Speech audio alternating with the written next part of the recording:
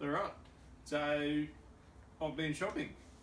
This is the latest purchase. I have purchased a 17-inch solid. So I bought this probably a couple of weeks ago now. Unfortunately, it's not in the greatest of condition, though they never are they? Unless you're buying it from an enthusiast, and if you are, you're obviously paying a premium for that. So she needs some work. We'll just run over the mower today. I'll give you a sort of a quick brief on what needs replacing, how we're going to go about it. So it'll just be a quick video. Next week's video or the next video, I'll start pulling this apart. So I'll probably do a whole series of pulling this down, and the whole process from start to finish, I suppose you could say. So first of all, catcher. Came with the catcher, which is nice. However, you can see the catcher is in very, very, very poor condition. It's rusting everywhere. It's probably unsavable, to be honest. Yeah. So anyway, I'll probably just throw that one out or put it on Facebook for free or something like that. Anyway, I'll set that aside. So the mower itself, I might grab the camera and bring it closer so you can see. It's very greasy, which is good. I find the more grease you find on the mower when you buy it, the better condition it actually is in overall.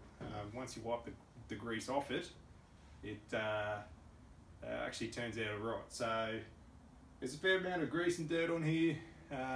My next step, as soon as I finish filming this, I'll be going outside. I'll be grabbing the gurney and I'll just be gurneying the whole thing.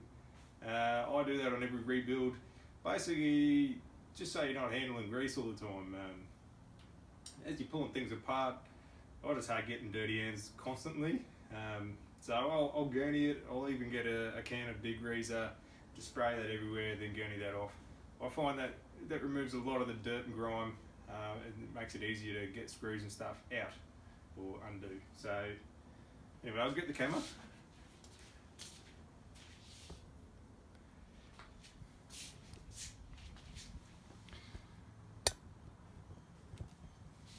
Okay, so the reel's actually in pretty good condition. There's quite a fair amount of meat on the reel, which is good. You can see, like I said, not the greatest condition. This is pretty common if you're mowing sort of longer grass than you should be with this. We've got a fair amount of grease and there's almost cloth in there wrapped around the reel. This side's actually a bit worse. There's who knows what that is, a bit of foam or something. The clutch assembly up here, I've noticed that the clutch fork,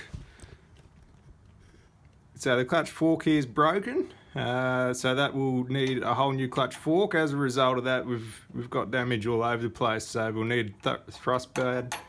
Dare say we'll probably need clutch cone, clutch itself, PTO shaft.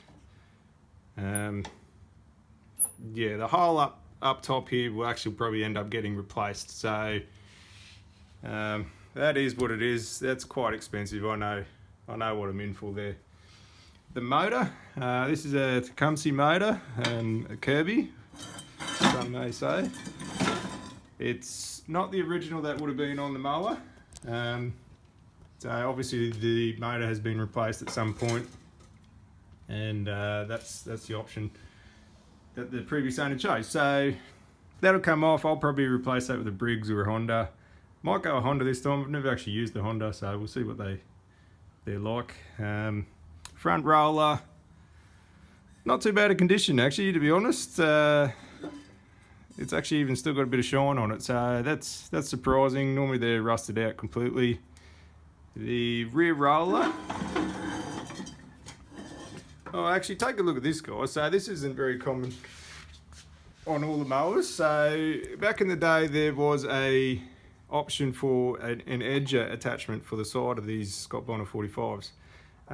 These are the mounting brackets for that. So you'd have a belt that ran between two, and there'd be another sort of housing here which the edger blade would be mounted inside. So Unfortunately, they didn't have the edger attachment, or they said that they probably did, but they've probably thrown it out. I would have loved to have picked that up. However, it is what it is. Funny enough, I've actually got one sitting up there on the shelf, which came off a Model 33. So it's got a different mounting bracket for a Model 33 and a different size pulley. However, I think I might see if it will mount onto this mower, and we might do a video or two on that as well.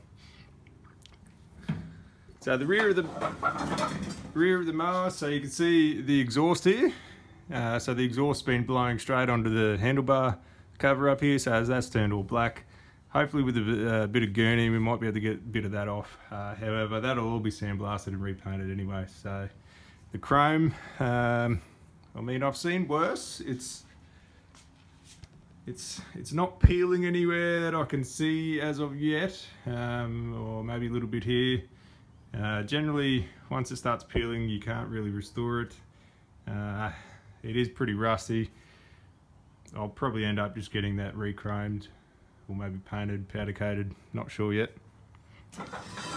Handlebars, so these are the original handlebar grips. Original handlebar grips, they're actually in surprisingly good condition. Normally they crack down here, and we're on top here where the joint is, and these ones aren't, so that's nice. I might see if I can get them off. If I can, I could possibly reuse those. They're in that good a condition. So rear roller is in pretty good condition. However, there's definitely something going wrong there. I'm not sure what, but basically this rear roller is sitting higher than that one. So maybe the rear roller bushes, one of them's let go and that's worn away the shaft. I'm not sure yet. I won't know until I pull that apart. And cracks, I can't see any cracks here. It's sort of, that's probably another thing. It's a bit hard to tell until you pull the mower apart. Once the engine comes off, you'll generally be able to see if it's cracked. There are things to look at if you're going to go buy a mower second hand. Obviously, if you're buying a restored one, you'd hope that that would be all fixed before you purchase that. We'll see if we can open the side cover here. If we can, I'd love to see what the condition of the chains, if there's any grease, anything on there. So I'll undo this nut here and take this pulley off. So I'll need a gear puller for that. That'll slide off. Actually, I might be wrong. I think that could have a thread on it. I think my previous mower, the one that I took off, had a thread. So maybe not a gear puller. You'll end up breaking something. But see how the mower's sort of tilting there. That's the rear roller. It's sort of not sitting level. It could just be out of level. I'm not sure.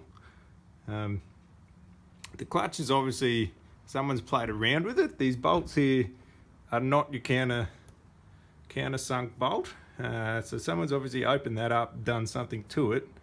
Maybe the bolt snapped or something.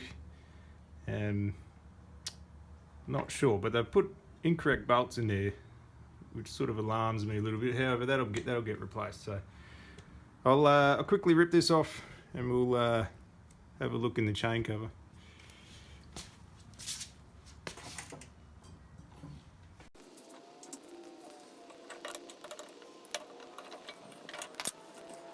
Well, that's surprising. Normally that is incredibly tight and there's no getting that off with these, so it's probably alarming as well. And I was right, it does thread on, and I did that with my hand by simply holding the shaft, which is, that's crazy. That's just unheard of, to be honest. I think the pulley part does actually come off. I think there's a keyway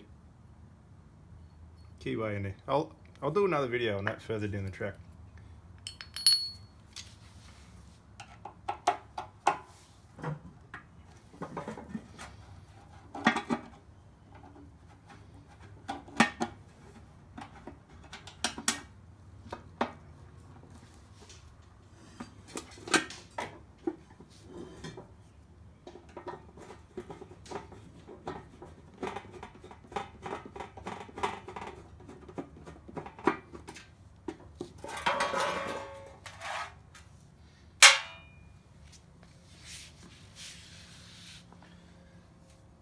Okay, chain cover's off. First thing I like to look for, quite often if the chain is loose, this one is incredibly loose.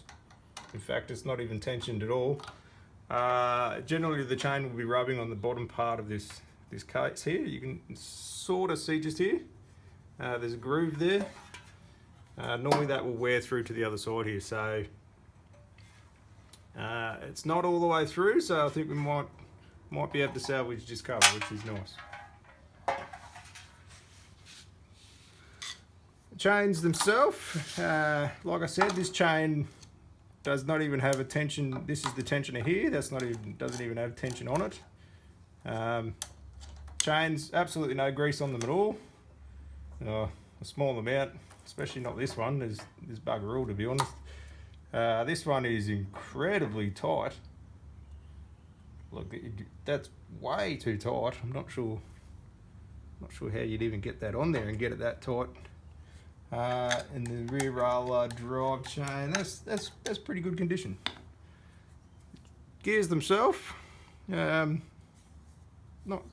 too rusty, actually not too bad. The teeth on the gears, so generally if your chain stretches or something, you'll see a lot of wear on your teeth of the chain. The chain will wear the teeth away, so they become quite pointy.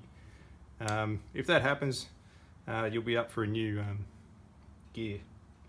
But looks like we've got away with it this time, so that's nice. So I'm going to take this outside now, give it a wash, bring it back in, put it on the bench, and hopefully in the next few weeks I'll have a few videos up of me pulling this apart. So I've been quite busy at work actually, guys, so I've actually missed last week's video. I actually had one loaded and ready to go, however something happened in YouTube and never actually posted, so I might try and do that again. Anyway, thanks for watching, we'll see you soon.